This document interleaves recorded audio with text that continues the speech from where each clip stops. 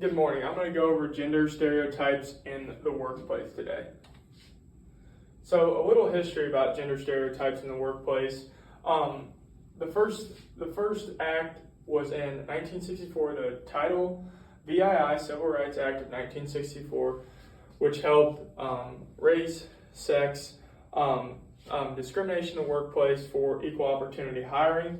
Another thing that helped out with that was the EEOC, or Equal Employment Opportunities Commission.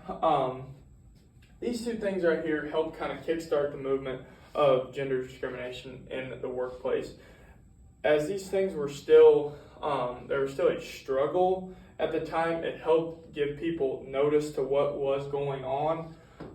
Some other federal guidelines that were put into place was the Equal Pay Act of 1963 and also the Willie Ledbetter Act of 2009, which helped knock down barriers for women in the workplace. 26,396 cases, that's how many cases the EEOC handled last year for women's discrimination. Think about that. Think about if there was 26,000 that they talked about. Think about how many cases went unnoticed still. So that kind of leads me into my next point.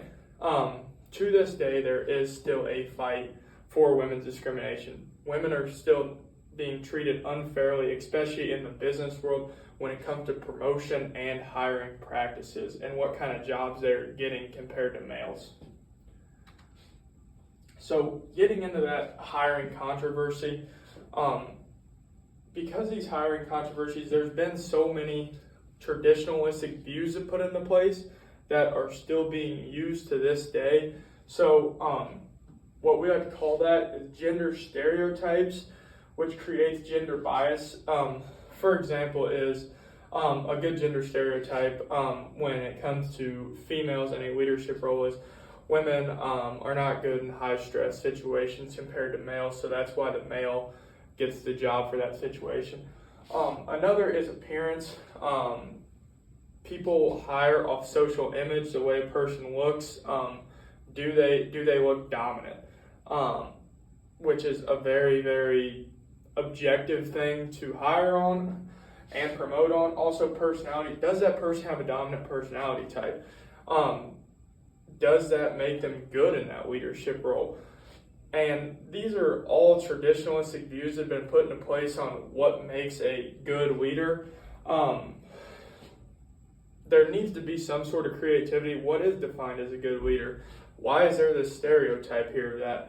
So that's one thing that needs to be improved in hiring controversies, is taking these gender roles down and stereotypes down and actually finding the best candidate for hiring. A good example of this is in the healthcare field, actually, doctors versus nurses. Think about how many doctors are males compared to how many nurses are females. Why is that? Because a doctor is supposed to assume the dominant personality role when a nurse is more of a caring personality role. Okay, hiring practices. This is a very tricky thing to think about, as hiring practices. During an interview is conducted by an evaluator. A lot of evaluators are still males, and there's actually been studies that prove that males hold bias towards females, and males want to hire males when they are evaluating because they exhibit certain traits with each other where they connect better. But on the flip side, whenever a female is an evaluator, they hold no gender bias at all. So what's that actually do is it makes it harder for a female to get a job, and especially promotion in the business world to that next step. Another thing in the hiring practice that evaluators do, a lot of times these evaluators don't even realize that they're holding bias. And with that bias, it's just traditionalistic views that have been passed down, but they actually ask questions that they're not supposed to. Like, for example, do you plan on having a family soon? For a male, that's different because they don't have to worry about maternity leave. things of that nature. But when you ask a female that, it implies that, okay, well, this person might have a family, they might not. So that honestly puts them down quicker because they're going to lack experience if they have maternity leave and things of that nature. All right, promotional practices. When a female does get a job, they tend to end up not getting promoted and to these higher level jobs compared to males. This is mostly just in the business world. It's a little bit different for other fields, but this is strictly talking about the business world right now.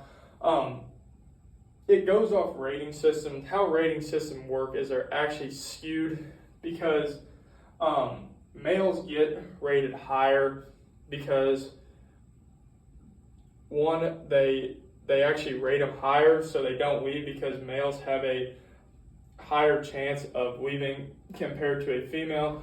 So in spite of that, companies want to promote males instead of females, which creates gender bias. And also another reason why they say they don't promote is because they have lack of experience, because things like maternity leave and things of that nature. All right, so the reason why that happens and the promotion, which creates also a pay gap. So since there's less promotions, that's why there's a little bit of pay gap, because males have higher end jobs compared to females. Other reasons why that happens: education, marital status, occupation level, which is because of promotion, marital status. Women make 83 cents per a male's dollar in wage amount. Also, another thing to think about is COVID-19 might have helped switch gender roles for pay gap, because there's 15 million single moms in the world. So whenever COVID happened, their roles switched from working a job all day and then to caring for a child. So occupation level was less thought about and more care for the children, which could cause a little bit of switch in how we're trying to progress gender roles, and which will affect pay gap in the future. As gender discrimination in the workplace is improving, there's still a significant advantage for males compared to females, proved by hiring controversies, hiring practices in the workplace, and salary discrimination. I think this is a great way to end it, because kind of what I talked about in this presentation was just an overview of why females have such a disadvantage in the workplace compared to a male. Thank you, and have a great day.